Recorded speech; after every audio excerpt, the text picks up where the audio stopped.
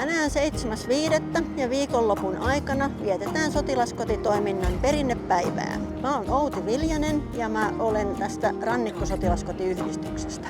Ensimmäiset sotilaskotiyhdistykset perustettiin vuonna 1918, eli nyt on menossa jo 108. toimintavuosi. Meidän sotilaskotiyhdistysten tarkoituksena on huolehtia varusmiesten viihtyvyydestä ja tukea heidän maanpuolustustahtoa.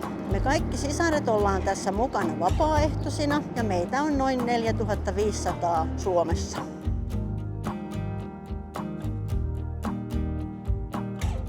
Lämpimiä muistoja väsyneenä.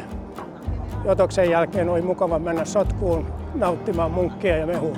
Mä oon ollut itse yli 10 vuotta sotilaskotitoiminnassa mukana, että mulla on paljonkin muistoja siitä ja kuulun Suomen vanhimpaan sotilaskotiyhdistykseen eli Helsingin sotilaskotiyhdistykseen. Muistuttaa omasta varusmiesajasta ja miten hienoa aikaa se oli.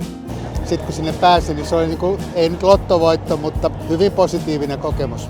No sotilaskotityö itsessään muistuttaa nimenomaan siitä positiivisuudesta, mikä vallitsee siellä meillä sotilaskodeissa plus kaikissa niissä tapahtumissa, missä on vapaaehtoisia sisaria, mutta toki myöskin niin kuin palkatun henkilökunnan kanssa, jotka tekee äärimmäisen tärkeää työtä meidän vapaaehtoisten rinnalla siellä sotilaskodeissa, niin se on semmoinen lämmin ja kiva muisto.